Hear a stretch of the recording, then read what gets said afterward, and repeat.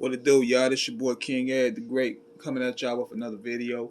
So I wanted to just show my respects and put the respect on the late beautiful Bobby Eaton, man. He passed away at the age of 60 a couple weeks ago. Tough blow for the business, man. I mean, the business has been suffering through a lot.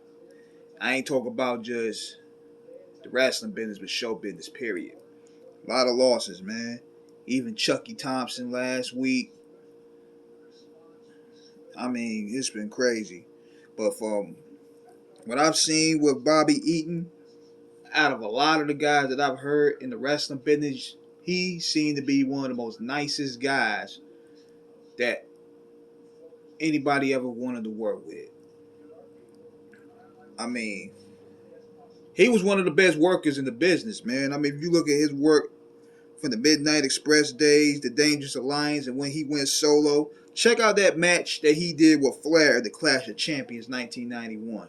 That really showed beautiful Bobby Eaton was capable of being one of the best workers in the game. A matter of fact, what people don't know is he literally beat Arn and Rick in the same month in the 90s. I think he beat Arn for the TV title, if I'm not mistaken. Even Flair, he wanted beautiful Bobby to beat him.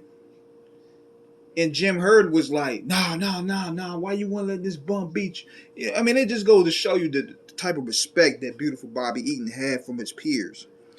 And let me tell y'all, the Alabama Jam, which was a leg drop from the top rope, one of the illest moves I ever seen. That dude had so much hang time. Forget Hogan, that's the illest leg drop right there. So, he had Arn and Rick wanting to do the job for him. But what surprised me about beautiful Bobby Eaton was even Goldberg wanted Bobby Eaton to end his streak. And I found that pretty odd. Because, you know, people will look at Bobby Eaton for the most part past his prime, but that show you the type of work and type of integrity beautiful Bobby Eaton had from his peers. And you look at his work for the Midnight Express, he worked with any partner in jail well with him.